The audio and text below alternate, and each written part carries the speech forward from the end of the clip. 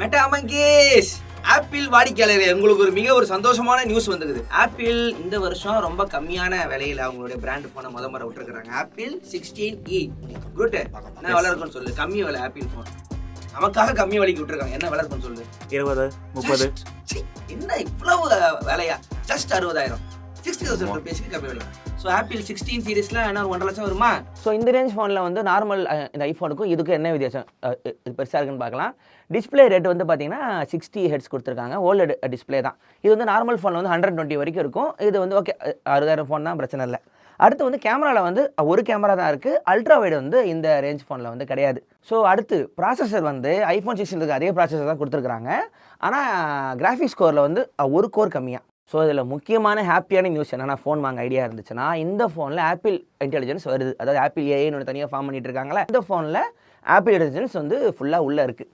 அடுத்து சார்ஜிங் வந்து பார்த்தீங்கன்னா முதல் முறையாக ஆப்பிள் வந்து டைப் சி சார்ஜிங் கொண்டு வந்திருக்கிறார்கள். இந்த குட்டி பின்லேருந்து மாற்றி டைப் சி வந்திருக்கு. ஆப்பிள் வந்து பார்த்தீங்கன்னா நாங்கள் வந்து உள்ளே கொண்டு வந்துட்டோம்னு சொல்கிறாங்க. பட் அது கேஸ் போட்டு தான் கொண்டு வந்து என்று நாங்கள் மெட்டா மங்கீஸில் பேசியுள்ளோம். ஸோ இந்த ஃபோனில் முக்கியமான மேட்ரே இப்போ தான் வருது. இதில் வந்து முதல் முறையாக வரலாற்றிலே ஆப்பிளுடைய சொந்த மோடம் இந்த ஃபோனில் வச்சுருக்காங்க. அதை வந்து ஆப்பிள் C1 அப்படின்னு சொல்கிறாங்க.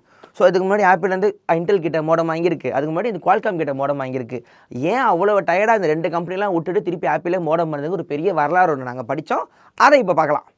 ஸோ இந்த C1 மோடம் வந்து ஒரு 5G மோடம். இது ஆரம்பத்தில் ஆப்பிள் வந்து என்ன பண்ணுறாங்கன்னா, அவங்களோட ஃபஸ்ட்டு சீரியஸ் ஃபோனெல்லாம் இன்ஃபினியா அப்படிங்கிற கம்பெனிக்கிட்ட மோடம் வந்து வாங்குறாங்க. அப்போ இவங்ககிட்ட சொந்தமாக மோடம் கம்பெனி இல்லை.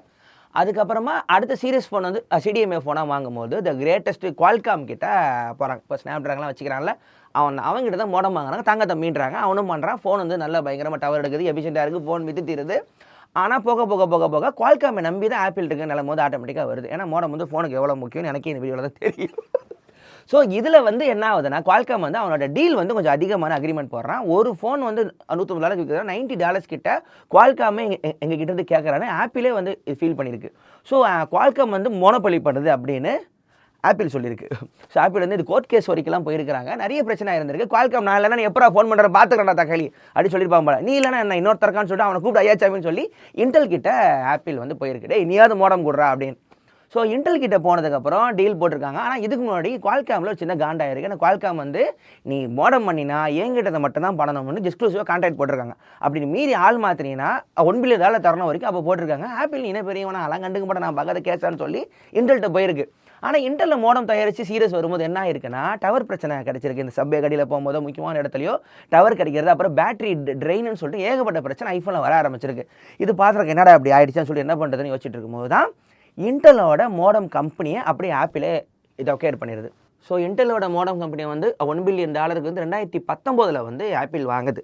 அதுக்கு 2 வருஷத்துக்கு முன்னாடி என்ன ஆகுதுன்னா இந்த கேஸ் போயிட்டுறாங்க. குவால்காம்க்கும் ஆப்பிளுக்கும் கேஸ் போயிட்டுருக்கு. ஸோ இந்த மோடமில் வந்து என்ன இன்டெலோட கம்பெனி இதை அக்வயர் பண்ணும்போது அதில் வந்து இப்போ 17,000 பேட்டன் கிட்ட அந்த ஒரு மோடமில் இருக்குது. அதில் வந்து ஆப்பிளுக்கு வந்து வாட்டமாக கிடைச்சிது. ஆனால் இந்த குவால்காமோட கேஸ் வந்து மண்டையை போட்டு பிக்குது. ஏன்னா வேர்ல்டு ஃபுல்லாக எல்லா கண்ட்ரிலையும் வந்து இது கரியராக இருக்கான். அவன் இவன் மேலே கேஸ் போகிறான். இவங்களால ஆப்பிளால் எங்கள் வாழ்க்கை பாதிச்சு மாறி மாறி அடிச்சுக்கிட்டு சரி நம்ம சண்டை போடணும், நீனும் பெரியாள் நானும் பெரியாள்னு சொல்லிட்டுன்னு நம்ம டீலுக்கு போய்க்கலான்னு சொல்லி அவங்ககிட்ட அழகாக ஒரு அமௌண்ட்டு கொடுத்து கேஸை சால்வ் பண்ணியிருக்கானுங்க. அது என்னென்னு வெளியே வரல. போட்டுட்டு 2027 வரைக்கும் உங்களோட தான் கான்ட்ராக்ட் போய் தொலை அப்படின்னு சொல்லி போட்டுருச்சு. போட்டுட்டு ஆப்பிளை இதுக்கு மேலே விடக்கூடாதுன்னு தானே R&D பண்ணி ஒரு மோடம் கம்பெனியை க்ரியேட் பண்ண ஆரம்பிச்சிருக்கு.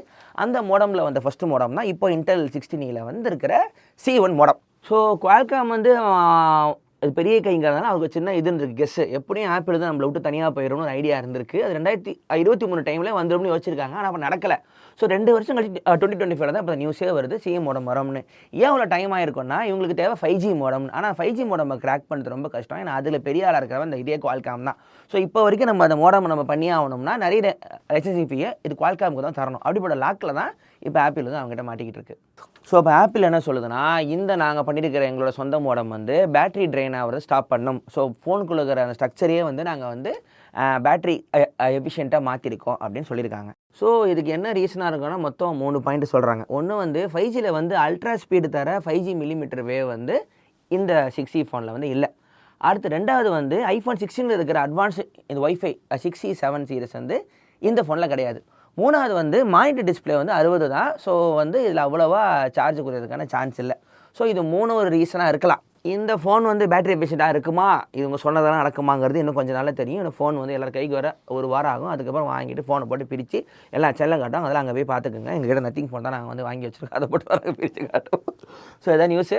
ஸோ ஆப்பிள் இப்போ என்ன பண்ணுறதுன்னா சைலண்ட்டாக நான் மீதி எல்லாத்தையும் பண்ணுவேன், அவங்க எவங்க கிட்ட நிற்க மாட்டேன்னு சொல்லிட்டுன்னு ஆப்பிளோட ஒய்ஃபை ப்ளூடூத்லாம் ஆப்பிளே பண்ணிகிட்டு இருக்காங்களாம். அடுத்து ஆனால் சாம்சங் கிட்ட தான் நம்ம போய் டிஸ்பிளே வாங்கலாம் இருக்கடா உனக்குன்னு சொல்லிட்டு நாங்களே டிஸ்பிளே பண்ணுறோம் ஆப்பிள் அதுவும் பண்ணிகிட்டு இருக்காங்க. அந்த ரூமரும் வந்துகிட்டு இருக்கு. இன்னும் வரப்போகிற சீரியஸ்லாம் ஒட்டுமொத்த ஃபோனும் ஆப்பிளோட மட்டுமே, எங்களுக்கு வேறு எங்கும் கிளைகள் கிடையாதுன்னு ஆப்பிள் சொல்ல போது. குறைந்த விலை ஆப்பிள் ஃபோன் 60,000 ரூபாய்க்கு ரிவ்யூ ஸ்னீக் பீக். லைக் பண்ணுங்கள், ஷேர் பண்ணுங்கள், சப்ஸ்கிரைப் பண்ணுங்கள். நம்பராக மெட்டா.